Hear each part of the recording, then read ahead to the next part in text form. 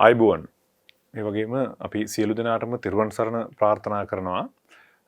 අදත් අපි මේ විවේකී ඒ වගේම නිදහස් ඔබ තරමක් විවේක සුවය අත්විඳින මේ සතියන්තේ ඔබේ නාලිකාව ජයමග ටීවී තුලින් සාකච්ඡාවට භාජනය කරන්නේ මේ සාර සංකල්පය තුල. සාර සංකල්ප කියන සංකල්පය තුල අපි සාකච්ඡාවට බඳුන් කරන විවිධ විෂය විවිධ තේමා සියල්ල මේ වෙනකොට ඔබ හොඳින් පරිශීලනය කරලා තියෙනවා වෙන්නට පුළුවන්. ඒවා අත්විඳිනවා. ඒ වගේම ඒවා අත්හදා බලනවා. ජීවිතයට ලං කර ගන්නවා, තදාත්මීකරණය කර ගන්නවා කියන කාරණේ අපි හොඳ ආකාරව දන්නා කරුණක්. අපිට ලැබෙන ප්‍රතිචාර වලින් අපි ඒ කාරණේ පිළිබඳව යම්කිසි අවබෝධයක් ලබා ගන්නවා. ඉතින් අදත් අපි සුපුරුදු විදිහට මේ පිළිබඳ මේ තවත් එක් සංකල්ප ධාරාවක් නැත්නම් සංකල්ප පිළිබඳව අපිට කතා කරන්න පුළුවන් තවත් එක් විෂයපතයක් පිළිබඳව කතා කරන්නයි අපි අද උත්සාහ කරන්නේ. ඉතින් සුපුරුදු ලෙස අපේ වැඩසටහනට වැඩමවා වැඩ ඉන්නවා මමත් සමග මැදිරියේ කොළඹ ජාත්‍යන්තර විපස්සනා භාවනා මධ්‍යස්ථානාධීශවර ඒ වගේම අපේ ජයමග ටීවී ආයතනයේ අනුශාසකත්වයේ දරන නම කියනට අවසරයි අතිපූජනීය උගුදුම්බර කාශ්‍යප ස්වාමින් වහන්සේ අපේ හාමුදුරනේ අවසරයි. උන්වහන්සේත් මේ අවස්ථාවට සහභාගී වී සිටීම මම හිතන්නේ අපේ ඉතාම හොඳ සාකච්ඡාවක් සාරගර්භ සාකච්ඡාවක් කරගෙන යන්නට අපට අවස්ථාව විවර කර දෙනවායි කියන විශ්වාසය අපි තුල තිබෙනවා. සාර සංකල්ප තුල අපි බලාපොරොත්තු වෙන්නේ හුදෙක් කතා බහකට ධර්ම සාකච්ඡාවකට නැත්නම් අදහස් වමාරුවකට අපේ හාමුදුරනේ දෙබසකට කාලය වෙන් කර ගන්නට නෙමෙයි. අපි ඒක තුල බලාපොරොත්තු වෙන්නේ ඒකේ අවසානයේ ඔබ ලබන්නේ හුදෙක් මානසික ආලෝකයක් විතරක් නෙමෙයි. අපි බලාපොරොත්තු වෙන්නේ ඒ සාකච්ඡාව අවසානයේ අපි අපේ සමාලෝචනය තුල නැත්නම් මේ විග්‍රහය තුල අපි සාකච්ඡාවට බඳුන් කරන කරුණු ඔබට එදිනදා ජීවිතයට අදාළ කර ගන්නට පුළුවන්. ඔබේ තරාතිරම විදවන්නට පුළුවන්. සමහර විට ඔබ විධායකයෙක් වන්නට පුළුවන්. සමහරට ඔබ කම්කරුවෙක් වන්නට පුළුවන්. සමහරට ඔබ ගොවියෙක් වන්නට පුළුවන්. ගුරුවරියක් වන්නට පුළුවන්. ශිෂ්‍යෙක් ශිෂ්‍යාවක් වන්නට පුළුවන්. පාසල් දරුවෙක්, කුඩා දරුවෙක් වන්නට පුළුවන්. ඔබට අපි හැමදෙනාටම අපි දන්නවා අර තම නැන පමණින් දැනගත යුතු කියන කවි පදයක් අපට සිහිපත් වෙනවා. ඒ හැම කෙනාටම තම තමන්ගේ බුද්ධි මට්ටම් අනුව, තම තමන්ගේ සාධන මට්ටම් අනුව ග්‍රහණය කරගෙන තමන්ගේ ජීවිතවල සාධනීය වෙනසක් ඇති කර ගැනීම සඳහා මේ සාර සංකල්ප වැඩසටහනේ සාරය භාවිත කරන්නට පුළුවන් කියන එක තමයි අපේ විශ්වාසය.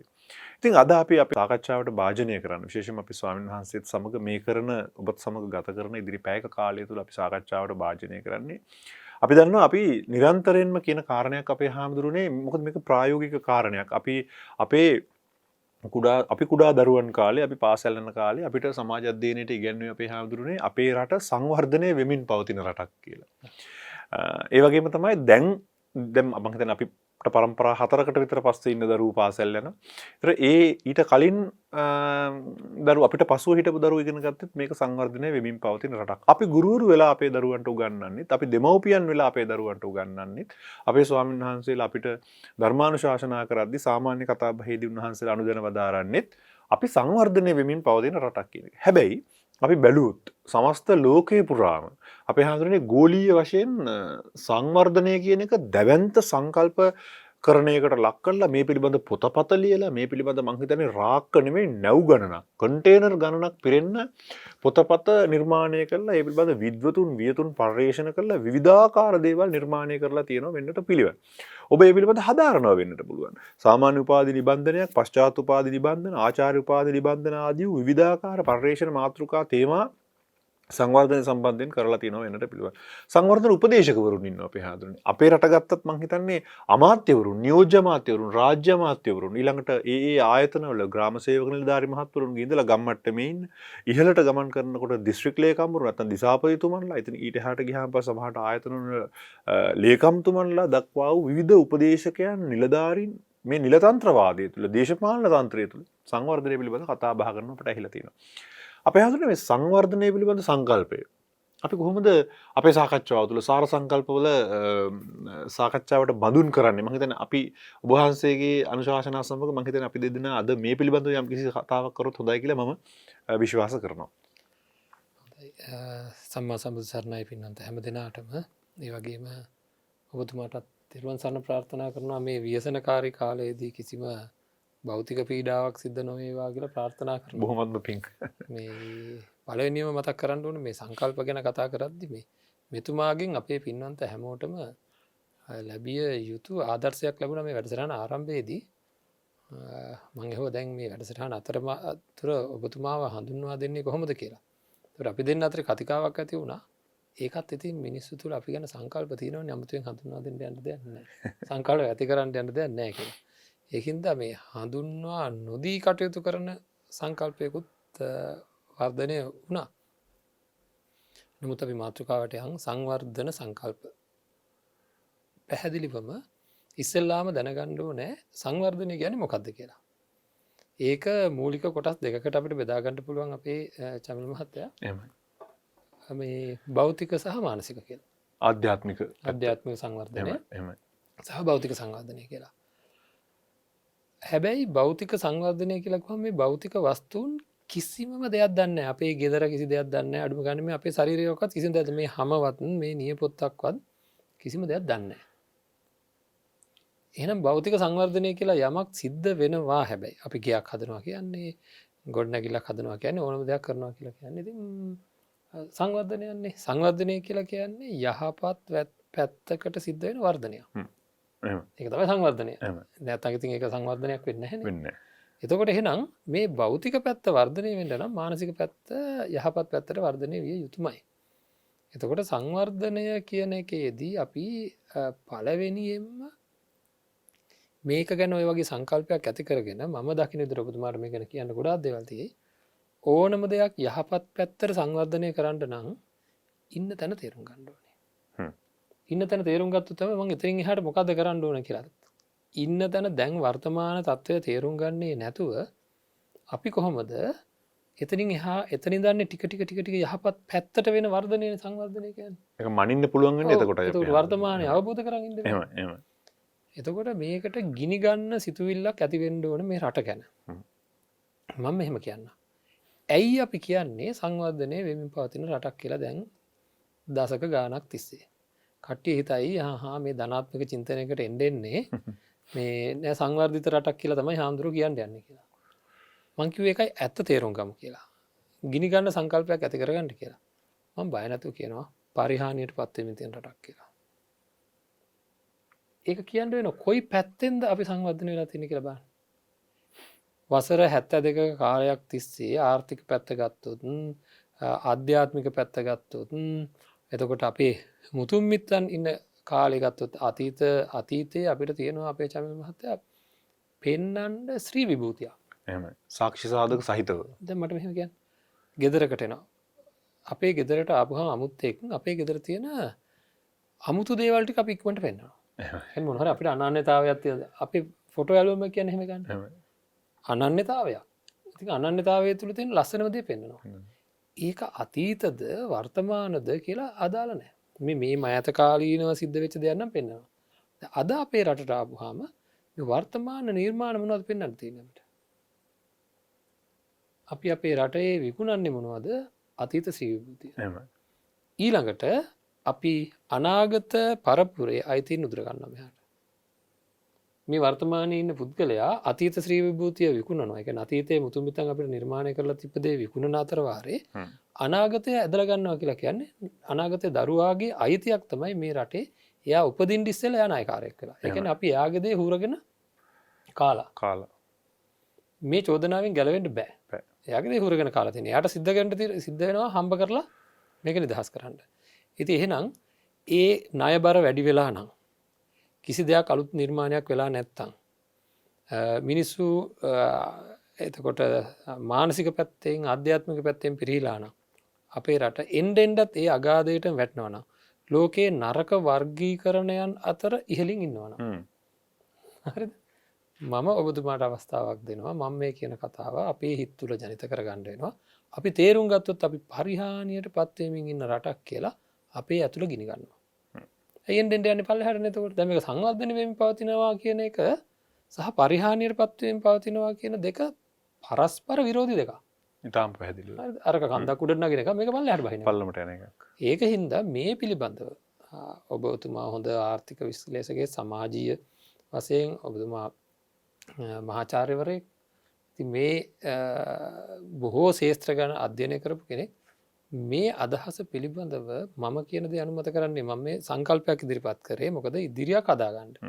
මේකට මට දීර්ඝ කාලය අරගෙන හොඳට මේ සාකච්ඡාව තුළ අපි තුළ සංකල්පයක් ඇතිවිය යුතුද මේ පරිහානියට පත්වීමෙන් තියෙනවා කියන එක ඇත්තක්ද නෑ හාමුදුරනේ ඔබතුමාට ඔන්න අවස්ථාවක් තියෙනවා නෑ හාමුදුරනේ එහෙම කියන්න එපා මේක සංවර්ධනය වෙමින් පවතින රටක් කියලා කියන්න පුළුවන් නම් සාධකත්වය කියන්න මම ඔන්න අභියෝගයක් ඉදිරිපත් කරා මම කියනවා මේක පරිහානියට පත්වීමෙන් තියෙන රටක් කියලා මොකද කියන්නේ දැන් අපි කතා කරමින් හිටියේ සංකල්ප පිළිබඳව අපේ ස්වාමීන් වහන්සේ ඉදිරිපත් කරපු සංකල්පය අපි පරිහානියට එහෙම නැත්නම් මේ වර්තමානය අවබෝධ කර ගැනීම සඳහායි මේක සාකච්ඡා අදහස් ඉදිරිපත් කරන්නේ. එතකොට අපි දැන් ඔබ වහන්සේ සඳහන් කරන ආකාරයට අපි කිසියම් ආකාරයක පරාභවයක් කරා පරිහානියක් කරා විනාශ මුඛයක් කරා ගමන් කරමින් සිටින වකවානුවක් අපේ හැඳුරු ඉතාම අපූර්ව මේ අදහසක් ඉදිරිපත් කළා. ඒක අදහසක් නෙමෙයි මම කියන්නේ. දැන් සංකල්ප බටහිර විද්‍යාවේ දර්ශනීය වගේම පෙරදිග දර්ශනීය සාකච්ඡාවට බඳුන් වුණා. පෙරදිග දර්ශනීය කතා කරාන් පස්සේ දර්ශනයක් නොවන අපේ තථාගත බුදුහාමුදුරන් වහන්සේගේ ධර්මය අරගත්තාන් පස්සේ උන්වහන්සේ සම්මා සංකප්ප පිළිබඳව මේක තුල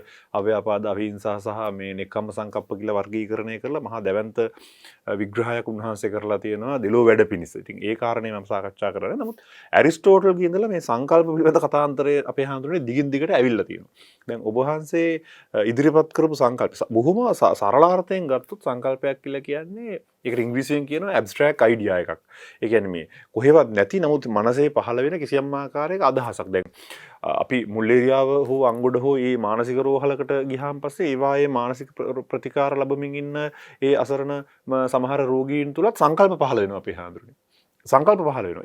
ඒවට සංකල්ප කියන්න පුළුවන්. නමුත් ඒ සංකල්පයක් එලොවටවත් මෙලොවටවත් වැඩක් නැති ඔවුන් අත්විඳින මානසික රෝගීතාවයේ කිසියම් ආකාරයක ඒ අවස්ථාවේ ස්ථානීය නැත්තම් ස්පොන්ටේනියස් ප්‍රතිඵලයක්. එපමණයි. ඒතර දැන් අපේ හාමුදුරුවෝ මේ වෙලාවේ ඉදිරිපත් කරපු සංකල්පය එක්තරා විදිහකින් ඇඟ කිලිපොලා යන සුළු සංකල්පයක්. ඒකට හේතුව බියවීම නෙමෙයි. ඒ පිළිබඳව අපට ඇති වෙච්ච මේ සංවේගය සහ සංවේදීතාවය. ඒ ඔබ වහන්සේගේ අදහසෙන් අපි කොයිතරම් සංවේදී වුණාද කියන කාරණා ඔබ වහන්සේ කී කාරණයක් තමයි අපිට අතීතයක් නෑ අපිට වර්තමානයක් නෑ මේ වර්තමානයේ ජීවත් වෙන අමුතුම මිනිස්සු කොට්ටාශය. අපේ රට නිදර්ශනය කොට ගත්තොත් එහෙම අපේ හාමුදුරුවෝ සඳහන් කරේ වර්තමානයේ ජීවත් වෙන මිනිස්සුන් අතීතයේ විකුණගෙන කනවා. ඒ අර්ථයෙන් උන්වහන්සේ වචනම පාවිච්චි කළා. අතීතයේ විකුණගෙන කනවා. දෙවනුව ඔබ වහන්සේ ඉදිරිපත් කළ කාරණේ තමයි මගේ ඇඟ කිලිපොලා යන ලොමු ඩැහැගැන්වෙන්න මේ අර ලෝමහංසෝවා තත්ත්වයටපත් වෙන්න බලපෑවේ අපේ හාමුදුරනේ. ඒක තමයි ඔබ වහන්සේගේ අපි අතීතයත් අනාගතේනුත් අනාගත පරපුරට භාවිත කරන්න තියෙන දේවලුත් අපි අදට පාවිච්චි කරනවා. උන් නායකාරයන් මේ වෙනකොට ඉපදින ඉන්න මිනිස්සුත් නායකාරයෝ කරලා අවසන් කියන කාරණේ. මේක තව ටිකක් වර්ධනය කරලා විකාශය කරන්න ගත්තොත් අපිට පේන ප්‍රශ්නේ තමයි අපි ඔවුන්ගේ සම්පත් දැහැගෙන තිබෙනවා. අනිවාර්යයෙන්. ඔවුන්ගේ සම්පත් දැහැගෙන තිබෙනවා. මේක මහා බරපතල ප්‍රශ්නයක් ව්‍යසනයක් වෙන්නේ වෙන හේතුවක් නිසා නෙමෙයි. අපිට අයිතියක් නෑ අනාගතයට හැගන්න. අපි අතීතයේ තියෙන දේවල් යන්තම් පොඩ්ඩක් ප්‍රදර්ශනය කරලා කීයක් හරි හොයාගෙන ආර්ථිකය සම්බර කරගන්න රටක් හැටියට උත්සාහ කරනවා කියන බංකොලොත් යන ඉදීම අපේ අවස්ථාව මේ ස්වභාවය වෙන්න පුළුවන්. ගති ස්වභාවය වෙන්නට පුළුවන්. නමුත් අනාගතේ උපනූපන් පරපුරක් සඳහා ඉදිරි වෙලා තියෙන මේ රටේ වටිනාකම් අපි කියන්නේ සම්පත් අද වෙනකොට පරිහරණය කරලා මේ නූතනයේ තිබෙන විෂඝෝර ආර්ථික සහ නැත්තම් මම කියන්නේ බහුභාණ්ඩික අපිට ඒ කියන්නේ අපිට ඔරොත්තු නොදෙන විසමාචාර ජීවිත නඩත්තු කර ගැනීම සඳහා අපි පාවිච්චි කරන්නේ කොයිතරම් දුරට යුක්තියුක්තද ප්‍රඥා ගෝචරද කියන කාරණේ තමයි අපේ හාමුදුරු ඉදිරිපත් කරේ. මෙන්න ඒ සංකල්පය සංවර්ධනය සඳහා අපිට සාකච්ඡාවට වාජනය කරන්න පුළුවන්. අපේ හාමුදුරු සංවර්ධනය පිළිබඳ සංකල්පයක් ඉදිරිපත් කරා. උන්වහන්සේ කියන්නේ සංවර්ධනය කියලා කියන්නේ යහපත් පැත්තට සිද්ධ වෙන වර්ධනයක්. මේක මේ මගේ අදහස අපේ හාමුදුරනේ ඔබ වහන්සේට මේකට බාධා කරන්න පුළුවන් ඕනෑම අවස්ථාවක ධනාත්මක චින්තනය නෙමෙයි. මොකද ධනාත්මක චින්තනය හොරෙකුට පහළ වුණොත් ඒ හොරකම හොඳින් කරනවා. අන්න හරි. ඒ කියන්නේ හොරෙකුට ධනාත්මක චින්තන හොඳින් හොරකම් කරන උගන්වන තත්වයක් තමයි එහෙම මානසික ට්‍රේනින් එක. මොකද මේක දෙවන ලෝක යුද්ධයත් එක්ක ආපු සමහර කළමනාකරන විෂයන් වල අනුබද්ධ වෙච්ච කාරණයක් මේ ධනාත්මක චින්තනය පිළිබඳ කතා කරනවා. නමුත් අපි බෞද්ධයන් හැටියට අපිට තිබෙනවා අපිට දැවැන්ත ඉතිහාසයක් තියෙන රටක පුරවැසියන් හැටියට අපි කල්පනා කරන්නේ කතා කරන්නේ ඊට එහාට ගිය චින්තනයක්. ඒක යහපත් චින්තනය. සාර සංකල්ප වචනේ පරිසමාප්තාර්ථයෙන් සාර සංකල්ප. අපි සාර භූමියක් ඒ සාර භූමිය තුළ සාර සංකල්ප සාකච්ඡා කරන જાතියක් වෙන්නේ. මොකද යහපත් දේ පමණයි කරන්නට පුළුවන්. දැන් අපේ හාමුදුරුවෝ නතර කරපු සහ මට ඉදිරිපත් කරපු අභියෝගය උන්වහන්සේ සඳහන් කළා අපි අද ඉන්න තත්ත්වය තේරුම් ගත්තොත් පමණයි. දැන් බුදුහාමුදුරුවෝ ආර්ය අෂ්ටාංගික මාර්ගයේ අපේ හාමුදුරුවෝ ඔබ වහන්සේ වැඩ සිටින සාකච්ඡා මණ්ඩපයේ මම බුද්ධ ධර්මයේ සමාලෝචනය කරන එක සම්පූර්ණයෙන් වැරදි. මම ඒක තේරුම් ගන්නවා. නමුත් උන්වහන්සේ ආර්ය අෂ්ටාංගික මාර්ගයේ පළමු වෙන සම්මා දිට්ඨි. යහපත් දර්ශනයක් නැති මිනිස්සෙක් තුළ සම්මා සංකප්පයක් අපේ හාමුදුරුවනේ මම හිතන්නේ කවදාවත්ම පහළ වෙයි කියලා අපිට විශ්වාස කරන්න ඒක බෑ. එතකොට දර්ශනවාදය කියන එක වැදගත්. අපි අද ඉන්න තත්ත්වය. ඒතර අපිව යම් කිසි පුද්ගලයෙක් තුළ අපේ හඳුරු සංවර්ධනයේ පැති දෙකක් වෙනවා භෞතික සහ අභෞතික කියන්නේ. විශේෂයෙන්ම භෞතික සහ මානසික හැම නැත්නම් ආධ්‍යාත්මික සංවර්ධනය කියන කාරණේ. එතනදී දැන් ආධ්‍යාත්මික වශයෙන් දියුණු නොවන පුද්ගලයෙක් තුළ මම අර මානසික රෝහලේ උදාහරණයක් ගත්තේ ඒ නිසා මනස විකල් වෙච්ච, විකෘති වෙච්ච, මනස විතැන් වෙච්ච පුද්ගලයෙකුට මොනම ආකාරයකින් හෝ හැකියාවක් තියනවාද ඉඩකඩක් තියේවිද යහපත් සංකල්ප ජනනය කරන්න යහපත් සංකල්ප සාකච්ඡාවට භාජනය කරන්න එහෙම පුළුවන් කමක් ඇතිවන්නේ නැහැ. ඉතින් එහෙමනම් විශේෂයෙන්ම මනස හදාගන්න එක පිළිබඳව තථාගත ධර්මයේ අපි දන්න බොහෝ පසුකාලීන දර්ශනවාදවලත් යහපත් දර්ශනවාදවලත් මනස නිර්මාණය කර ගැනීම දියුණු මනසක් ඇති කර ගැනීම පිළිබඳව සාකච්ඡාවට ලක් කරන නිසා අපේ හඳුරේ මේ ළඟදී මට මන් නොහඳුනන දරුවෙක්ගෙන් දුරකථන ඇමතුමක් ලැබෙනවා. ඒ දරුවා මාව දුරන්නේ නැහැ. කොහේ රූපවාහිනී වැඩසටහන හරි සමාජ මාධ්‍ය හරි මාව දැකලා මගේ අංකේ හොයාගෙන ඒ දරුවා මට ආමන්ත්‍රණය කරා රාත්‍රී කාලේ. කිව්වා මේ එයාව අඳුනලා දීලා මට කිව්වා මට සර් එක පොඩි දෙයක් ඉදිරිපත් කරන්න තියෙනවා. ඔහු දැඩි කලකිරීමකින් කතා කරේ. මම බැලුවා දැන් මේ කලකිරීමනේ මහ විශාල විදිහට අපිට ආයෝජනය කරන්න පුළුවන් යම්කිසි පරිවර්තනයක් සඳහා. ඒක හොඳ අවස්ථාවක් හැටියට අපේ හාමුදුරනේ මම ඒ දරුවගේ මම ඔබ වහන්සේගෙනුත් බලාපොරොත්තු වෙනවා මේ පිළිබඳව තව ටිකක් විග්‍රහයක් මම මේ කතාව අත්දැකීම් ඉදිරිපත් කළාට පසුව ඒ දරුවා කියන කාරණේ තමයි ඒ දරුවා කියනවා මේ දැන් සර්ලගේ අපි මම කරන දේ බොහෝ දේ දරුවා නිරීක්ෂණය කරලා තියෙනවා. කොටින්ම කියනවනේ දැන් තේරෙන භාෂාවෙන් කියනවනේ මගේ ෆලෝවර් කෙනෙක්. මාව ෆලෝ කරන කෙනෙක්. එතකොට සර්ලා කරන වැඩ අපි දන්නවා. සර්ලා කරන ගොවිතැන් කටයුතු අපි දන්නවා. සර්ලා කතා කරන අදහස් අපිට තේරෙනවා. දැන් ඒ දරුවාට තියෙන බය, සංශය නැත්නම් සැකය තමයි අපේ හාමුදුරනේ වෙන දෙයක් නෙමෙයි. දැන් අපෙන් පසුව ඒ දරුවා කියනවා එයාගේ වයසේ ඔහු උසස් පෙළ විභාගයට සූදානම් වෙන දරුවෙක්. ඔහු කියනවා ඔහුගෙන් පසුව සහ ඔහුගේ බොහෝ 90%ක් ඔහුගේ සමකාලීනයන් පිළිබඳව ඔහුට බරපතල සැකයක් ඇති වෙලා තිබෙනවා මේ රටේ අතීත ශ්‍රී විභූතිය ඉදිරියට ගෙනියන්න. මේ සමාජයේ අපි කැමති දිශාවට නැත්නම් යහපත් දිශාවට මෙහෙවන්නට පුළුවන් නායකත්වයේ තියෙන අය ඔවුන් අතර නැහැ. දුර්ලභයි. බෙහෙවින් අඩුයි. සහ ඉදිරි පරම්පරාව බැලුවාන් පස්සේ ඇත්තෙම නැති මට්ටමකට ගිහිල්ලා. ඒතර ඒ දරුවට තියෙන බය තමයි අපි කොහෙටද සමාජයක් හැටියට ගමන් කරන්නේ. මම ඒ දරුවට ඒ වෙලාවේ කී කරුණ වෙන දෙයක් නෙමෙයි මම කිව්වා ඔබේ මෙන්න මේ සිතවිල්ල ඊටාම වැදගත්. ඔබ සිතන විදිහ ඊටාම වැදගත්. ප්‍රශ්නේ තියෙන්නේ අපේ හාමුදුරු සඳහන් කරා වගේ සංකල්පවල ප්‍රතිපරිවර්තනයක් වෙලා තියෙනවා. දැන් ඔබ වහන්සේ මම හිතන්නේ ප්‍රවෘජාවට නැත්තම් පැවිද්දට අවතීර්ණ වෙන්න කලින් ගිහි කාලේ ඉන්නකොට පාසල් යන වයසේ වෙන්න පුළුවන්. මම පාසල් යන වයසේ අපි පාසල් යද්දී උදේට නැගිටලා දත් මැදලා මූණ සෝදනකොට අපිට ගුවන් විදුලියේ ඇහුණු ගීත මතකයි. උදේ පාන්දර පිරිත් සජ්ජායනයේ සහ ජිනපංජරයේ අපිට කටපාඩම් වුණේ රේඩියෝකට හුඟක් දීලා මිසක් අපේ හාමුදුරනේ පිරිත් පොත බලාගෙන කියලා නෙමෙයි. අපි ජයසන කතා වීරාජෙත්වා මාරන් සවාහිනී චතුදස්තා අදටත් ඕක ඇහෙනකොට ඒ කාලේ මතක් වෙනවා. ඒ කාලේ මතක් වෙනවා. අපේ මානසික සංස්කෘතික මතකය ඒ කාලේට යනවා. ඒතර අපි එතෙන්ට ගිහිල්ලා ඒ වෙලාවේ දත් මැද්ද අඟුරු කෑල්ලක් විකලා දත් මැද්ද සංකල්ප හැටියට ඒ කාලේ අපි මක බැදපු අඟුරු පිළිබඳව පහුගිය දශක දෙකක් අඟුරු වලට බැන්න ලෝකේ දැන් ආපහු හාමුදුරනේ ඇක්ටිව් චාකෝල් ගැන කතා කරන්න පටන් අරන් තියෙනවා. අඟුරු සහිත දත් බෙහෙත් වර්ග වෙළඳ පොළට ඇවිල්ලා වැඩි මිලක් දීලා ඒවා මිලදී ගන්න. අපේ අඟුරු කෑල්ලට බැනපු සමාජයේ යලිත් වතාවක් අඟුරු වෙළඳ පොළෙත් අභිෂේක කරලා තියෙනවා. දැන් මෙතන මට කියන්නට අවශ්‍ය මේක තමයි ඒ කාලේ අපි අත්විඳපු සංස්කෘතිය සහ විශේෂයෙන්ම 1977 78 වකවානුවෙන් පස්සේ අපේ හාමුදුරනේ ඇති වුණු සමාජාර්ථික පරිවර්තනත් එක්ක අපේ මිනිස්සු ජීවත් වෙන්න පටන් ගත්තේ වෙළඳපොළ තුල.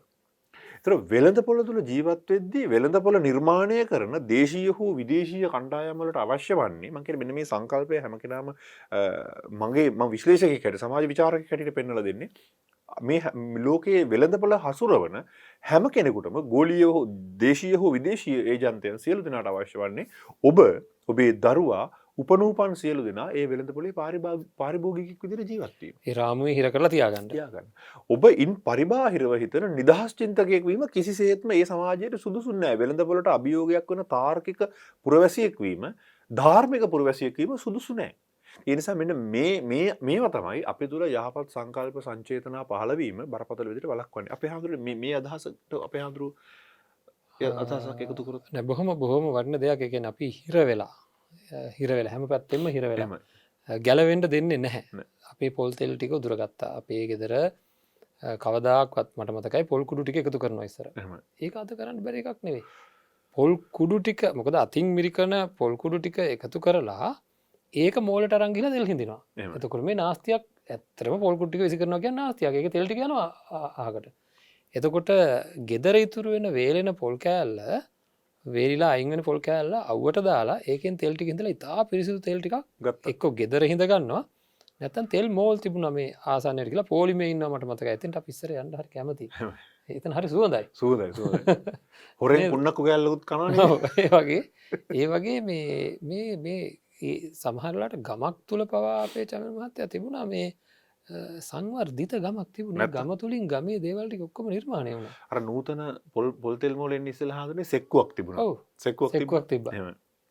ඉතින් මේ හැම එකම ගත්තහම ඔබතුමා කියන කතාව ඇත්ත. ඒ කියන්නේ මේ කියන කරුණු කාරණාත් එක්ක අපේ සංකල්ප සංවර්ධනය වෙලා නැහැ. අපි මේ තත්ත්වාකාරයෙන් මේවට මුණ දෙන්න ඕන කියන එක. ඒ කියන්නේ කණ්ඩායමක් වශයෙන් අපි එක්තරා ප්‍රතිපත්තියකින් ඉදිරියට යන්න ඕන කියන සංකල්ප ඇවිල්ලා නැහැ. ඒවට ලොකු බාධාවක් වෙලා තියෙන්නේ. ඒකින්ද මේකේ ආය අමුතුවෙන් කතා කරන්න දෙයක් නැහැ. ඔය කියන කතාවේ කිසිමම අඩුවක් නැහැ. ඒක එහෙමම තමයි. එතකොට දැන් අපේ මේ වැඩසටහනේදී අපිට මෙච්චර විශාල පරාසයක් ගැන අපි කතා කරනවා හිර වෙලා තියෙන එක ගැන හැම පැත්තකින්ම හිර වෙලා. ඒ කියන්නේ පාම් පිටි වලට අපි හිර වෙලා. කිරි පිටි වලට හිර වෙලා. උතුරු පැත්තට පොඩ්ඩක් ගිහිල්ලා බලනකොට ඒ කියන්නේ කාර්කස වෙච්ච ශරීර සහිත එළදෙන්නුන් හැමතැනම ඇවිදිනවා. ඒ සතු බොහෝම කේදනීය ඉරණමකට බාධා වෙලා තියෙනවා. ඒ කාර්කස වෙච්ච එළදෙන් විශාල හරක් පට්ටි දක්කගෙන යන කෙඩෑරි වෙච්ච දරුවෝ පේන්න ඉන්නවා. මේවා මේ දරුවන්ගේ වක්වත් මේ සත්තුන්ගේ වක්වත් වැරද්ද නෙමෙයි. මේ තියෙන කළමනාකරණයේ තියෙන ප්‍රශ්නයක්. පැහැදිලිවම. ඒක අවිහිංසා සංකල්පයක් අපිට තියෙනවා නම් මේ තැන්වලට අපි අවශ්‍ය කරන දේ ඊළඟට ගොවියා කියලා ගත්තාම ඒ කියන්නේ මේ ගොවියා කියන කෙනා අපේ චමිල් මහත්තයා ළමයා කියන කෙනා මේවා මේ බුද්ධ ධර්මය අනුව කතා කරන්න බැරි දේවල් නෙවෙයි. ස්වාමීන් වහන්සේ නමකට භික්ෂුන් වහන්සේ නමකට රටේ තියෙන දේවල් වල සත්‍ය తත්වය කතා කරන්න පුළුවන්. ඒකත් එක තණ්හාවෙන් බැඳෙන්නේ නැති වෙන්න අයියෝ. අපි මේවා කතා කරපු ගමන් හිතන්නේ වෙන අනවශ්‍ය දෙයක් කතා කරනවා. නෑ. මම මේවා කතා කරන ගමන් මාව පිච්චෙනවා නම්, දැවෙනවා නම්, තණ්හාව උපදිනවා නම්, ඕකුන් අරහෙ මේ කියලා සංකල්පෙනවා නම් මරා ගන්න ඕන කියලා අදහස් වෙනවා නම් ඔන්න වැරදි. එහෙනම් මේ ඇත්ත කතා කරන්න පුළුවන්කම තියෙන්න ඕන. අවිහිංසාවක් තියෙනවා නම් අපි කවදාකවත් අපේ රටේ ගොවියව, ළමයව එතකොට ඒ ඔක්කොමලා කැරපොත්තු, මීයෝ, ගෙම්බෝ වගේ මේ පර්යේෂණ වලට භාජනය කරන මට්ටමට පත් වෙලා. ඒ කියන්නේ ඒ උඩින් එන පර්යේෂණ තමයි මේ ගොවියට දාලා බලන්නේ. එයාගේ ජීවිත අවදානම යම් දෙයක් කරනකොට දැන් මම නික උදාහරණයක් කියන සත්‍ය වශයෙන්ම මේ කතා කරාට කමක් නැහැ. අපේ ත්‍රිවිල් පාවිච්චි කරන තරුණ දරුවන් ඒ ත්‍රිවිලයෙන් මුදවා ගන්න ඕනේ. ඒක ඇත්ත. මොකද එතන කියන්නේ සංවර්ධන වෙන තැනක් නෙවෙයි. ඒ සංකල්ප හැදෙන තැනක් නෙවෙයි. පරිහානියට පත් වෙන තැනක්. මුදලක් අතට ගියාට ඒක හරියන්නේ නැහැ. රටේ සංවර්ධනයට ඒක දායක වෙන්නේ නැහැ. නමුත් මේක එක රැයෙන් කරපුවම මොකද වෙන්නේ? එතකොට මේ මීයෝ කැරපොත්තෝ නෙවෙයි මේ මිනිස්සු. මේ මිනිස්සුගේ ජීවිත. රසායනගාර මීයෝ නෙවෙයි. රසායනගාර මීයෝ නෙවෙයි. හරිද? එතකොට ඉතර අපිට ලැබ් එකට ඒ සත්තු අරගෙන එනකොටත් හරි දුකක් හිතෙනවා මේ සත්තුන්ට දෙන වදේ කියලා. නේද? ඉතින් එහෙම සංකල්ප තිබ්බ අපිට යමක් කරද්දි සංවර්ධනය සඳහා ඔය හිර වෙලා තියෙන ඒවායින් ගලවද්දිත් පවා අපේ චමිල් මහත්තයා මිනිස්සු ගැන මනුස්සයාව සෞම්‍යව මේ තැනට අරගෙන එන්න අපි දක්ෂ වෙන්න ඕනේ. දැන් මේ පොහොර ප්‍රශ්නේදී වුණත් එහෙමයි මම නම් දකින්නේ. තාම පැහැදිලිව. හරිද? මෙයාව එක පාරටම අපි සියලු දේ එක ඉරක් ගහලා එක පාරටම වෙනස් කරන්න යනවා. ත්‍රිවිල් ප්‍රශ්නෙත් එහෙම එකක්. ඒ තැනේදී සමහර අය ඉන්නවා තමන්ගේ අසනීප වෙලා ඉන්න අංශභාගය හැදලා ඉන්න අම්මව සුරක්ෂිත කරගන්නේ අර ත්‍රිවිල් එකෙන් ලැබෙන ආදායමයි.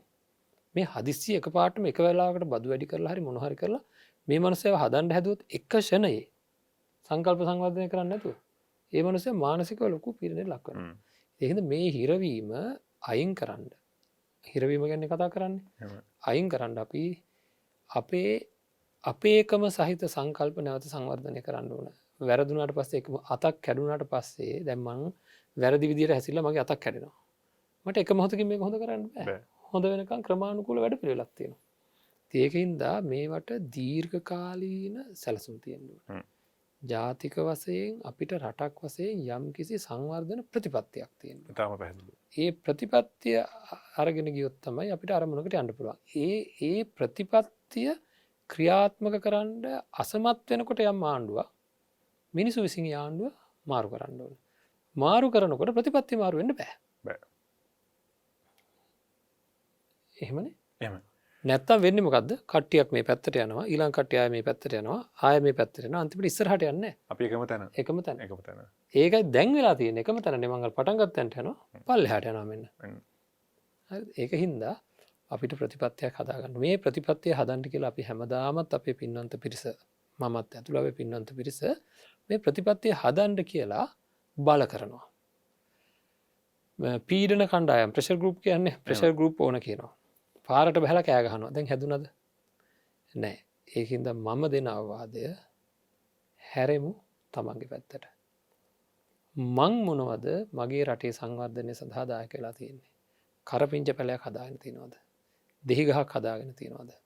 අඩුම ගානේ ගෙදර මුකුණු වෙන්න පාත්තියක් දාගෙන තියෙනවද? මේ සියල්ලම දේශීය නිෂ්පාදන. අඩුම ගානේ බෙදා ගන්න බත්පත විසි කරන්නේ නැතුව ඉවර වෙන්න කන්න පුළුවන් ප්‍රමාණයට බෙදා ගන්නවද නැත්නම් ගොඩාක් දාගෙන කාලා විනාශ කරලා දානවද? අඩුම ගානේ දේශීය නිෂ්පාදනයේට ඔබේ ගෙදර පොල් කුඩු ටික තෙල් බවට පත් කර ගන්නව නම් නැවත වතාවක් දේශීය නිෂ්පාදනයට දායක වීමක් කියලායි මට හිතෙන්නේ. මගේ මේ පුංචි මොලේට දැනෙන දේ මම මේ කියන්නේ. ඒකින්ද මම ඔබතුමාගේ මේ පිළිබඳ විශ්ලේෂණයක් පොඩ්ඩක් තමන්ගේ පැත්තට හැරලා තමන්ගේ නිවස රට සංවර්ධනය කරගන්න භාවිතා කරන්න පෞද්ගලිකව පුළුවන් ඒ හැම දෙයක්ම දායක වීමක් නේද? නාස්තියාවම කිරීම. එතකොට ගෙදරින් යනකොට වතුර බෝතලයක් අරන් යන්න පුළුවන් නම් මේ රුපියල් 60ක් 70ක් දීලා වතුර බෝතලයක් ගන්න නැතුව. එතකොට තමන් පාවිච්චි කරන දුරකථනයේ පවා නාස්තියාවම කරන්න පාවිච්චි කරන්න පුළුවන් නම්. එතකොට පැහැදිලිව පොළොවේ පය ගහලා හිටගෙන මේ අනිත් එක දේශීය නිෂ්පාදන පුළුවන් තරම් තමන්ට පාවිච්චි කර ගන්න පුළුවන්. ලංකාවේ නිෂ්පාදනය කරන කිරි තියෙනවා. ලංකාවේ නිෂ්පාදනය කරන බොහෝ දේවල් තියෙනවා. ඒවා තමන්ට දේශීය හැඟීමෙන් පාවිච්චි කරන්න පුළුවන්. ඉතින් මේ වගේ තමන්ගේ පැත්තෙන් තියනවා නේද අපේ චැනල් මහත්තයා මේ පිළිබඳව. මම හිතන්නේ මේවා හිතලුද? මම මේ කියන්නේ මොකද මම ආර්ථික විශ්ලේෂකයෙක් නෙවෙයි හින්දා මම මේ කියන්නේ ධර්මයට අනුව. තමන් නිවැරදි වීමේදී මේ වගේ පුංචි පුංචි උපක්‍රම හැමෝම පාවිච්චි කරොත් යම් කිසි වර්ධනයකට එන්න පුළුවන් නේද? ඉතාම පැහැදිලි අපේ හාමුදුරනේ දැන් වහන්සේගේ මේ අදහස් දැක්වීමේ ඒ ශෛලියේ මම අගය කරන එක කරුණක් තමයි අගය කරන ප්‍රධානතම කාරණේ තමයි ඔබ වහන්සේගේ අදහස් දැක්වීමේ ස්වරය අපි අවසාලන සුළුයි. ඒක හරි කරදරයක් එක වෙලාවකට අවංකවම කියනවා. මොකද ඒ තරම්ම සංකල්ප ජනනය වෙනවා ඔබ වහන්සේගේ ස්වරය සහ ඔබ වහන්සේ කරන මේක බොහොම වැදගත් අර සංනිවේදන විද්‍යාව මගේ විෂය අනුව මම කියනවනම් ඒක අර බොහොම ෆැසිලිටේෂන් එක හරිම නැත්නම් ඔබ වහන්සේ සුසාධ්‍යකරණය කරනු ලබනවා අපි තුල නව සංකල්ප සහ කරුණු ජනනය වන සුළු විදිහේ ස්වරයකින් තමයි ඔබ වහන්සේ මේ කරුණු කාරණා අනාවරණය කරන්නේ අවධාරණය කරන්නේ. ඉතින් දැන් අපි සාකච්ඡාවේ ආපු දිශානතියත් එක්ක අපේ හාමුදුරන්ගේ ඒ කෙටි අනුශාසනය තුළ අපේ හාමුදුරුව අදහස් කීපයක් ප්‍රධාන වශයෙන්ම සංකල්ප කීපයක් මතු කරා.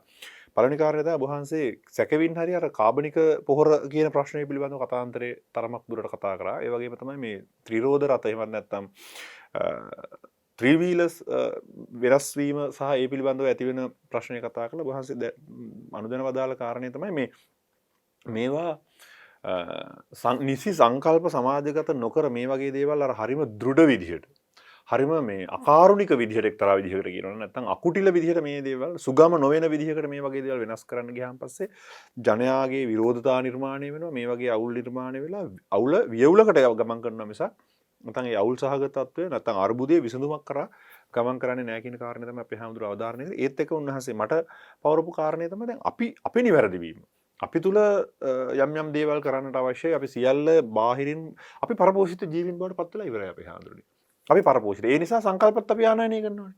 දැන් අපේ රටේ මාධුරෝය සංවර්ධනය කරන්නාන් පස්සේ ඒ විදේශ ඉංජිනේරුවරුන්ට මාධුරෝය පැරණි බැම්මේ සොරවු හම්බ වෙනවා කියන කාරණේදී ඒ ඉංජිනේරුවෝ ඉහි අතගත ගන්නවා මේ තියෙන්නේ පැරණි වැඩේ එතනින් මේ ඒ අලුත් නවීන තාක්ෂණයෙන් සොයාගත් තැනම මේ කාරණේ තියෙනවා. කොච්චර මේ ප්‍රෞඩත්වයක් කොච්චර කොච්චර වටිනවද නැත්නම් දැවැන්ත ප්‍රෞඩත්වයක් තුළ. ඒතර ඒ මාදුරුවේ බැම්ම හෝ මාදුරුවේ සොරව ඉදි කරපු කාලේ ඉඳලා මේ දක්වා ගත වෙච්ච කාලය තුළ අපිට වෙලා තියෙන්නේ අපි සංකල්ප නැති જાතියක් බවට නිකන් හිස් જાතියක් බවට පුස් જાතියක් බවට පරිවර්තනය වෙලා තියෙනවා. ඒතර ඒ જાතික වශයෙන් සිද්ධ වෙලා තියෙන අපි කියන්නේ දි รา යාම නැත්නම් අපේ හාඳුරු කියන විදිහට මේ පරිහානිය උච්චම තත්ත්වයේ පවතින යුගයක්. අපි අද හැම දෙයකටම ස්වභාවික ව්‍යසනයක් මේ ළඟදී මං අහගෙන අපේ හාඳුරුනේ කියන්න ලැජ්ජයි.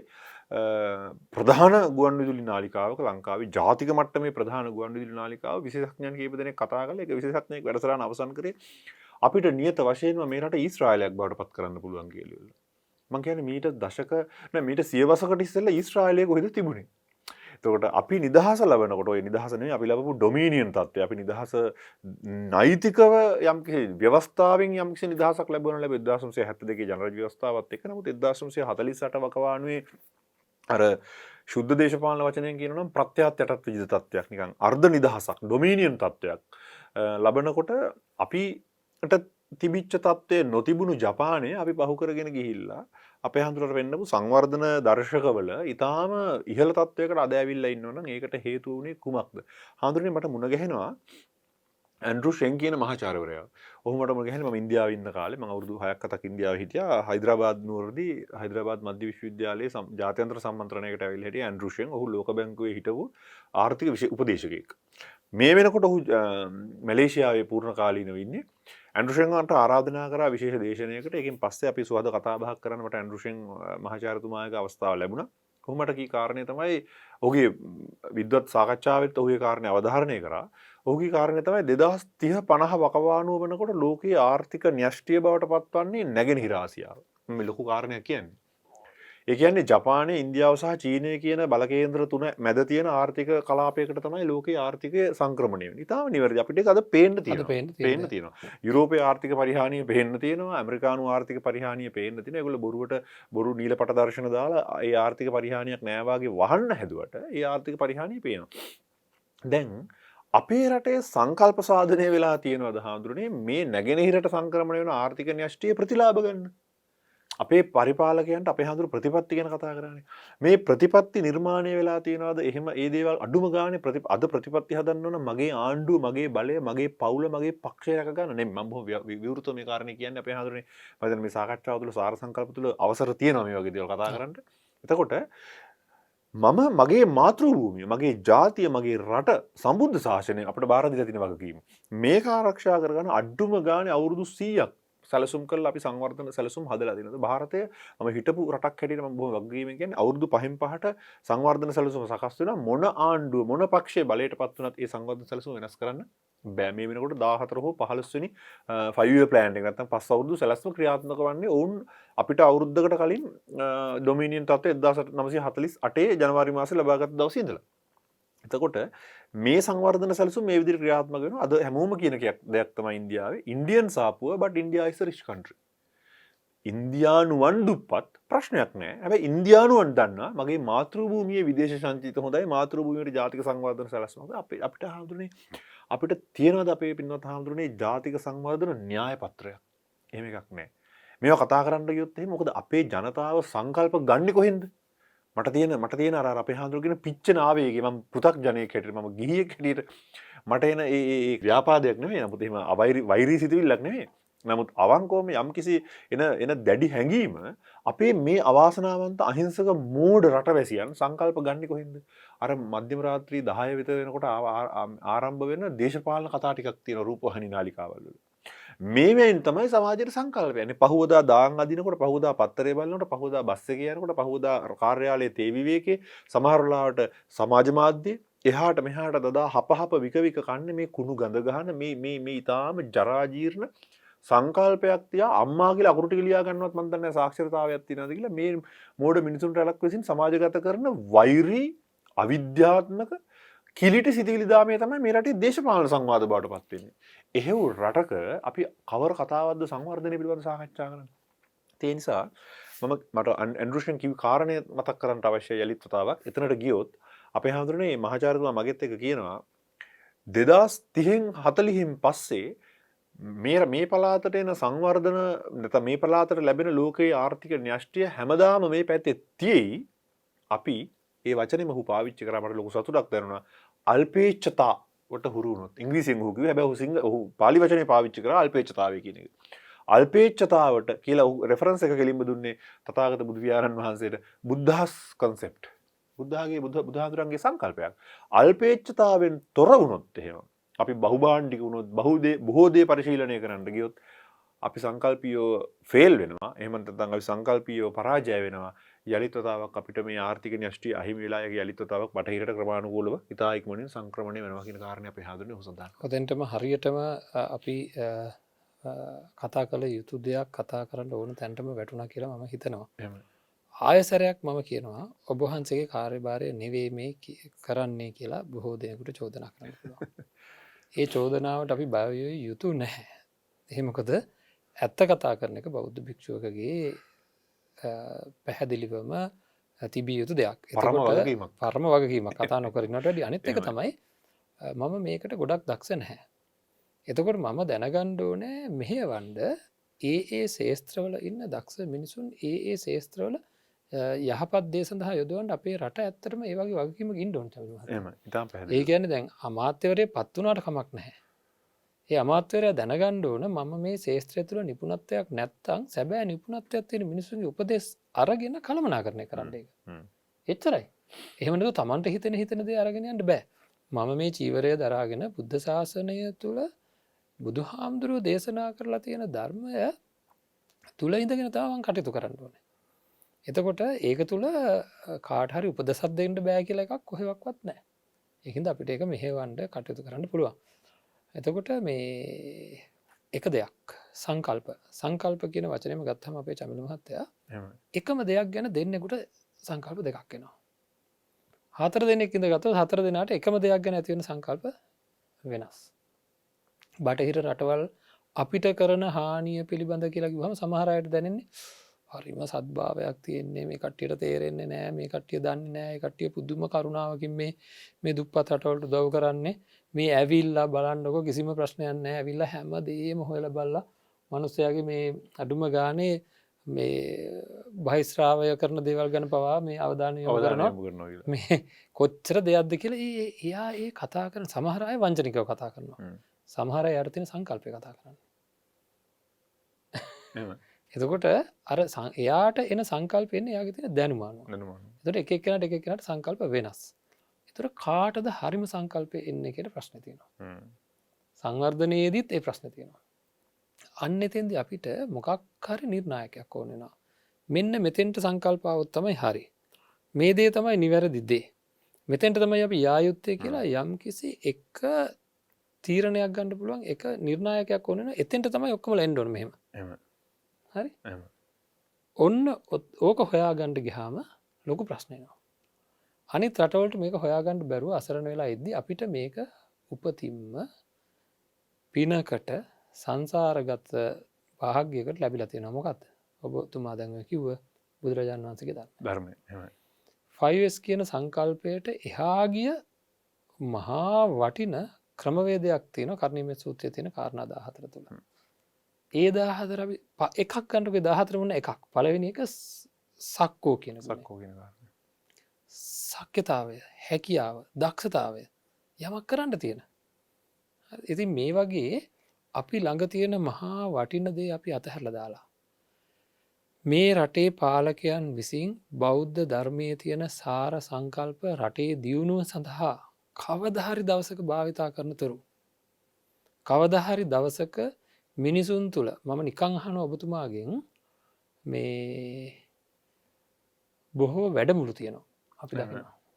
ඒකට ඉතින් ජනප්‍රිය වචන තියෙන අද වර්ක්ෂොප් එකක් තිබ්බා අද මම ඒකට ගියා මේකට ගියා ඉතින් හරියට ලොකුවට මේවා කතා කරන්නේ.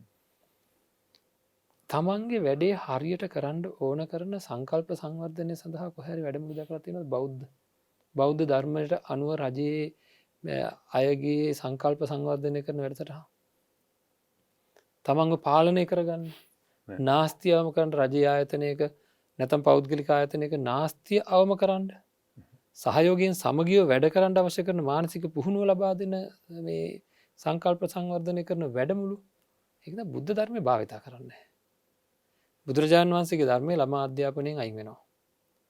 තරුණයන්ගේ තියෙන වැඩමුළු වලින් අයින් වෙනවා. රජයේ තියෙන වැඩ වලින් අයින් වෙනවා. බුද්ධ ශාසනය රකින්න කියලා අමාත්‍යාංශයක් දානවා. දාලා බුද්ධ ශාසනය රකින්නවා කියලා කියන්නේ මොකද කරන්නේ? පන්සල ගොඩ නැගිලි රකින්නවා. මේක ගොඩ නැගිලි සංවර්ධන අමාත්‍යාංශය කියලා දාන එක වටිනවා. වඩා ලේසි. හරිද? මේක ගොඩ නැගිලි මොනවා චෛත්‍ය බෝධිය ධර්මශාලා ආවාස ඒවා තමයි. ඒවා සහ විහාරාධිපතිකම් කියන ඒවා තනතුරු සහ ගොඩ නැගිලි රකින්න තැනක් මිසක් ඒක බුද්ධ ශාසනය රකින්නවා කියලා කියන්නේ බුද්ධ ශාසනය කියන්නේ බුදුහාමුදුරන්ගේ පණිවිඩය. එහෙමයි. සසුන හස්න කියන්නේ පණිවිඩය. එහෙමයි. බුදුහාමුදුරන්ගේ පණිවිඩය ආරක්ෂා කරන අමාත්‍යාංශයක් තියෙනවා. දැන් මේකෙන් බුදුහාමුදුරන්ගේ පණිවිඩය ආරක්ෂා කරනවා නම් ඒක සමාජගත කරන්න ඕන. ප්‍රතිපත්තිකාමින් හදන වැඩමුළු තියන්න ඕන. ඒතකොට ඒ සඳහා අවශ්‍ය කරන බුදුහාමුදුරු තරම් නාස්තිය අවම කිරීම ගැන කතා කරපු තවත් ශාස්ත්‍රඥයන් වහන්සේ නමක් මම දකින්නේ. මේ චීවරෙමට අයින් කරන්න බෑ. අද උදේ බලනකොට මේ චීවරේ පුංචි හිලක් තියෙනවා මට දැන් පෙන්වන්න පුළුවන්. හරිද? මේ චීවරය අයින් කරන්න බෑ. මේ මාපට ගිහලා දාන්න පුළුවන් වෙනකන් ඒ හිල වර්ධනය වෙනකන් වර්ධනය වුණ මට පොරවන්නත් බෑ. ඊට පස්සේ මේක ඒක සකස් කරලා ගන්න ඕන. මොකද එක පුංචි සීනි ඇටයක් විසි කරලා බලන්න. ඕක අරන් යන්න කට්ටිය ඉන්නවා. ඒ කියන්නේ සීනි හිගයකින් ඉන්නවා කූඹි. විශාල පිරිසක්. හරිද? එහෙම අපිට නාස්ති කරන්න බෑ. එතකොට අපි හිතිච්ච හැටියට මේ චීවර පාවිච්චි කරනවා නම් ඒක මේ ඉපදිච්ච ලෝකයේ අපි කරන වැරද්දක්. එහෙමයි. ඒක බුදුරජාණන් වහන්සේ දැකලා තමයි මට කියලා තියෙන්නේ. මේක පාවිච්චි කරන්න බැරි වෙන මට්ටම මෙන්න මේ මට්ටම. බලන්න ඒ ඔක්කොම තියෙනවනේ විනේ. ඊට පස්සේ ඒක පාවිච්චි කරන්න ඕනේ ඇඳ ඇතරිල්ලට. ඊට පස්සේ පාවිච්චි කරන්න ඕනේ පාපිස්සකට. ඊට පස්සේ පාවිච්චි කරන්න ඕනේ අන්තිමට කොහමද? බිත්තියට තියලා මැටි ගහන්න ඕනේ. මැටි ගහන්න ඕනේ. එහෙමයි කියලා තින්නේ. හරිද? ඒ තමයි සම්පත්වල හිගේ ලෝකයේ තියෙන මේ සම්පත්වල හිගේ සම්පත් නැතුව ඔබ ඔබේ කෑම පිඟානෙන් භාගයක් අයින් කරනවා නම් කුණු බාල්දියට මේ වෙලාව වෙනකොට ඔය බනිස් කෑල්ලක් වෙන්න පුළුවන්. මොනවා හරි දෙයක් වෙන්න පුළුවන්. සුදාගින් ඉන්න මිනිස්සු කී දෙනෙක් ඉන්නවද? මේක යවන්න පුළුවන් එතෙන්ට. අර කිව්වා වගේ ඉන්දියාවේ මිනිස්සු දුප්පත් රට ඉහළ තැනක තියෙනවා. අපේ මිනිස්සු ඉතාලම ඉහළ මට්ටමින් ජීවත් වෙන්න හදනවා. රටක් පිටින් වැටෙනවා. ඒක ඉතාම වැදගත් දෙයක් ඔබතුමා ඒ මතක් කරේ. ඒකද මම ආයසරයක් මේ මතක් කරන්නේ. බුදුරජාණන් වහන්සේගේ ධර්මයේ තුල තියෙන ඒ නිර්ණායක ටික අරගෙන ඒක සමාජගත කරලා ඒ අනුව ආර්ථිකය ඒ අනුව ජීවිත සකස් කරන වැඩපිළිවෙල ඒ අනුව හැම පැත්තකින්ම සංවර්ධනය වෙන්න පුළුවන් සංකල්ප සංවර්ධනය වෙන තුරු අපිට ජය ගන්න බෑ. මගේ එකම අදහස බුදු මගින් තොර ජය මගක් නැත. ඒක තාම පැහැදිලි අපේ හඳුරන්නේ. ඒ වගේම තමයි දැන් ඔබ වහන්සේ අර චීවරය පිළිබඳව අර සිදුර මහපට ඇඟිල්ල අවසානයේදී බිත්තියට දීලා මැටි ගහන්න කියන තැන දක්වා ආවහම මම කල්පනා කරේ මැටි ගහපු පන්සල් අද නැහැනේ. නේද? එතකොට හැබැයි අපි අපේ අතීතයට ගිහිල්ලා බැලුවා. දැන් මම සරල වචනයක් ඇහුවොත් මේ අපේ ප්‍රේක්ෂක බහුතුන්ට අලුත් වචනයක් නෙමෙයි. බොහොම පැරණි අපි තාමත් පාවිච්චි කරන වචනයක්. අපේ හඳුනට අලුත් වචනයක් නෙමෙයි. නමුත් තරුණ සහ අලුත් පරම්පරාවට මේක අලුත් වචනයක් වෙන්න පුළුවන්. අපේ හඳුනේ පිරුවට කියන වචනය කී දෙනෙක් අහලා තියෙනවද දන්නවද කියන කාරණේ හිතලා බැලුවොත් එහෙම බොහෝ විට ජ්‍යෙෂ්ඨ පුරවැසියන් මේ වචනේ දන්නව වෙන්නට පුළුවන්. නමුත් අපේ තාත්තා ඇඳපු රෙදි වේටි ඇඳපු කෙනෙක් ඒවා තමයි පසු කාලීනව අපුල්ලලා පිරිසුදු කරලා පාන්ති දබරන්න පාවිච්චි කරන්නේ. සුදු පිරුවට අපේ හඳුනන්නේ. ඊළඟට ඒවා තමයි පාවිච්චි කරන්නේ සමහර අවස්ථාවල් වලදී මේ පිරුවට අරගෙන මේ දම්පිලට එරන්න ගෙදරට භික්ෂුන් වහන්සේ නමක් වැඩියහම පස්සේ. ඒ නිසා අපි මේ රෙදි වාර්ෂිකව හෝ මෝස්තරයකට මිලදී ගත්තා නෙමෙයි. කොරෝනා වසංගතයේ මැද්දෙත් රෙදි කඩ ඇරියහම කොයිතරම් වෙලාවට අලුත් අවුරුදු කොරෝනා පොකුරු නිර්මාණය වෙන බලපෑවේ හඳුනන්නේ වෙන දෙයක් නෙමෙයි. අපේ සංකල්පවල දුර්වලතාවය. වෙන දෙයක් නෙමෙයි. මං කියන්නේ මේ රටේ සෞඛ්‍ය ප්‍රශ්නයක් නෑ අපේ හඳුනන්නේ. මේ රටේ ආර්ථික ප්‍රශ්නයක් නෑ. මේ රටේ දේශපාලන ප්‍රශ්නයක් නෑ. මේ රටේ තියෙන එකම ප්‍රශ්නය සාර සංකල්ප නැතිකම. සාර සංකල්ප නැතිකම වහන්සේ කී කරුණ මං කියන්නේ පුදුමාකාර භක්තියකින් වැළඳගනු ලැබුවා බුදුමගින් තොර ජයමගක් නෑ කියන කාරණේ. අපි ජයග්‍රහණය කරා යන්නට නම් අපිට අනිවාර්යෙන්ම ඒ සිතිවිලි පිළිබඳව නැත්නම් ඒ උන්වහන්සේ අනුදැනව දාල මහා ධර්මය පිළිබඳව අපි ඒක දැන් අපිට ඒක අනිවාර්යයෙන්ම ග්‍රහණය කරගන්න ධාරණය කරගන්නට ඒ ධර්මයේ හැසිරෙන්නට තුනාත ධාරිත චරාත අනුපිළිවෙල ඔස්සේ අපි එතනට එන්නටම අවශ්‍යයි. ඒ නිසා මම හිතන්නේ අපි මේ සාර සංකල්ප සාකච්ඡාව තුළ සංවර්ධන සංකල්ප පිළිබඳව කරපු සාකච්ඡා මම හිතන්නේ අපිට ඉදිරියටත් වර්ධනය කරලා තවදුරටත් සාකච්ඡා කරන්න පුළුවන්කම ඕනෑ තරම් තිබෙනවා. ඒක ඒ තරම්ම පළල් මාතෘකාවක් සහ කතා කරලා අවසන් කරන්න පුළුවන් වෙන මාතෘකාවකුත් නෙමෙයි. ඉතින් අපේ අර වහන්සේ එක වතාවකදී සඳහන් කරපු කාරණයක් තමයි අර ගෙවල් වල තියෙන පොල් කුඩු ටික සහ මේ අපේ ඒ දේවල් අපද්‍රව්‍ය ලෙසින් විසිකරන දේවල්. දැන් මේ සියල්ල අපිට බෝ වුණේ කොහෙන්ද? දැන් වහන්සේ කිව්වා කෑම පිඟානෙන් අඩක් ඉවත් කරන. දැන් අපි සාමාන්‍යයෙන් මගුල් ගයක් නූතන විවාහ මංගල උත්සවයකට හරි අර පාටි කියලා හඳුන්වන යම්කිසි හමුවකට ගියොත් අපිට පේන දෙයක් තමයි සහ මේ රාත්‍රියා මේ තියෙන ධර්ම දේශනා. ධර්ම දේශනාවල් වලට විශේෂයෙන්ම ගියොත් ඒක සමහරට ඒක 7 දවස් බණ වෙන්නත් පුළුවන් 3 මාසෙ බණ වෙන්නත් පුළුවන් ගියොත් එහෙම අපිට පේන දේ තමයි එතන ඇත්තටම මේ හාමුදුරුවෝ වැඩමවා ඒ කරන ධර්ම දේශනය කරන එක තමයි එතන තියෙන නොගැලපෙනම දේ ඒ වැඩේට. හරියටම හරි. සම්පූර්ණයෙන් සියලු දෙනා එකතු වෙන්නේ වෙනත් කාර්යයන් රාශියක් සඳහා. ඉතින් මෙතනදී තියෙන ධර්මයේ අඩුවක් නෙමෙයි. භික්ෂුන් වහන්සේලාගේ අඩුවකුත් නෙමෙයි. දැන් අර වහන්සේ කිව්වනේ මේ වගකීමෙන් වහන්සේ එක දෙයක් සඳහන් කළා කෙනෙක් චෝදනා කරන්න පුළුවන් ඔන්න හාමුදුරන්ට නොගැලපෙන දෙයක් කරනවා. ස්වාමීන් වහන්සේලාට නොගැලපෙන මන් දන්න විදිහට මේ සමාජයේ උන්වහන්සේලාගේ විභාගයට උන්වහන්සේලාගේ ਵਿਚාරයට ගෝචර නොවන වස්තුවක් නොතිබිය යුතුයි මගේ විග්‍රහය අනුව. මම බොහොම වගකීමෙන් කියන්නේ. හැබැයි මේ විග්‍රහ කරන ශෛලිය ස්වභාවය උන්වහන්සේලාගේ ස්පර්ශ කරන ක්‍රමවේදය පිළිබඳව යම්කිසි මතවාද සංකල්පීය විවිධතා තියෙන්නට පුළුවන්. නමුත් අනිවාර්යයෙන්ම භික්ෂුන් වහන්සේ නමක් හරිදී හරි කියන වැරදිදී වැරදි කියන්ට උන්වහන්සේගේ ස්ථාවරයේද ඒක තමයි උජුපටිපන්න භික්ෂුන් වහන්සේ කෙනෙක්ගේ ස්වභාවය. නිග්‍රෝධ පොඩි හාමුදුරුවන්ට සුදුසු ආසනයක් බලලා වාඩි වෙන්න ගියාම උන්වහන්සේ වාඩි වුණේ සිංහාසනේ. එසේ මෙසේ මිනිහෙක්ගේ නෙමෙයි චණ්ඩාශෝකගේ සිංහාසනේ. ඒ නිර්භීත භාවය මම හිතන්නේ අපේ ශාසනිකම වශයෙන් අපිට ගොඩාක් පණිවිඩ දැවැන්ත පණිවිඩ ගණනාවක් නිකුත් කරනවා. ඒවා අපි තේරුම් ගන්නට අවශ්‍ය වෙනවා. ඒ නිසා අපේ හාමුදුරනේ මම හිතන්නේ කාල වේලාව කියන සාධකයත් එක්කත් බලලා අපි මේ සාකච්ඡාවේ ඉදිරි වටයකදී තවදුරටත් අපිට මේක සාකච්ඡාව ඉදිරියට ගෙන යන්න පුළුවන් කියන විශ්වාසය දෙන්න අපේ හාමුදුරන්ට අවසාන වශයෙන් යම්කිසි අදහසක් ඉදිරිපත් කරන්න පුළුවන් නම් අද දවසේ පැහැදිලිවම කළ හැකි දේවල් නැති වෙනකොට චමිල් මහත්තයා මම ඊළඟ ප්‍රවේශයකට ඉඩ තියලම මේ යමක් කියන්නම් මේ අපි හිතමුකෝ මේ අපි ඉන්න තැන සම්පූර්ණ විනාශ වෙනවා කියලා. විලාප තියලා කෑ ගහලා දඟලලා නොයෙකුත් දේවල් කරා කියලා කිසිම ප්‍රයෝජනයක් නැහැ. විනාශ වෙලා ඉතුරු වෙච්ච යමක් තියෙනවානේ. එහෙමයි. ඒක දිහා විවෘත මනසකින් මෙහෙම බලන්න ඕනේ. හොඳට බලනකොට ඔය විනාශ වෙච්ච ඒවා තුළ විනාශ නොවෙච්ච කැලි වගේක් තියෙනවා. ඒක අල්ලගන්න පුළුවන් වෙන්නේ සංසුන් වෙලා බැලුවොත්. අන්න ඒ ටික එකතු කරගත්තොත් නැවත තිබ්බට වැඩිය හොඳට වර්ධනය කරන්න ගොඩනගා ගන්න පුළුවන්කම තියෙනවා. ඒකද ඒ ටික අල්ලගන්න එක තමයි අවශ්‍ය කරන්නේ. අවශ්‍ය වෙන්නේ. ඒකින්දා මේ පින්වන්ත අයට මම කියන්නේ සමාජයෙන් විනාශ වෙලා කියලා හිතෙනවා ඇති.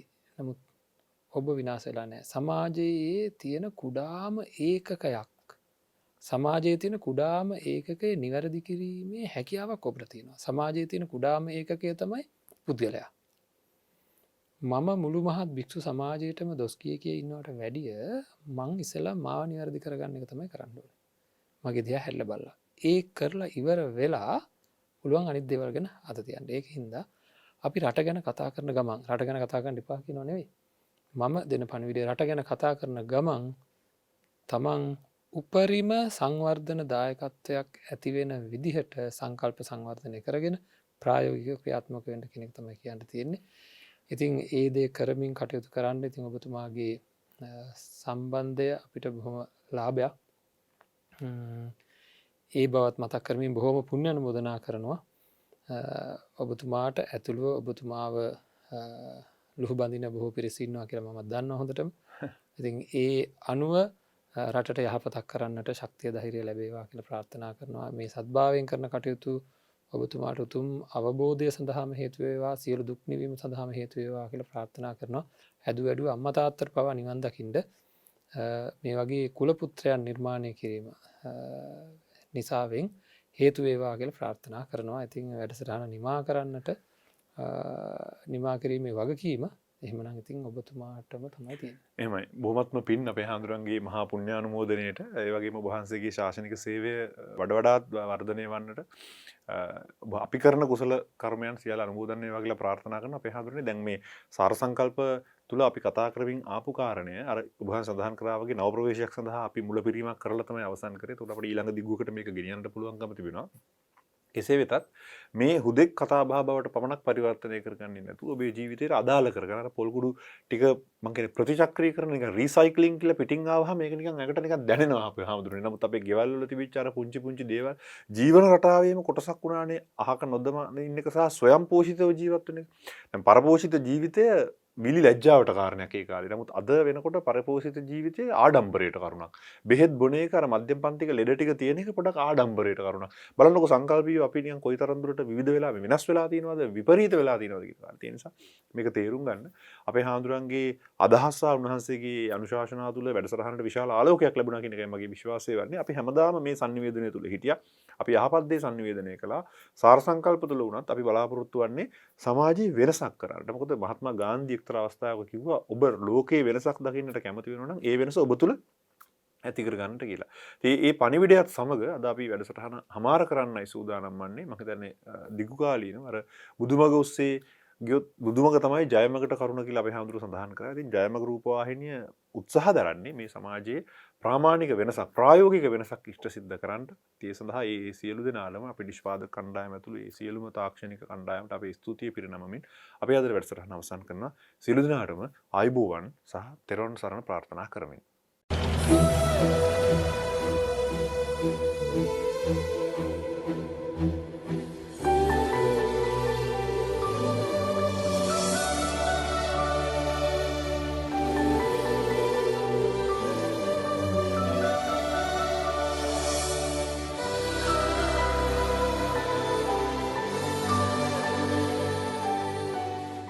මෙවැනි වටිනා වැඩසටහන් නැරඹීමට ජයමග TV YouTube නාලිකාව සබස්ක්‍රයිබ් කර සීනුව ලකුණ ක්ලික් කරන්න.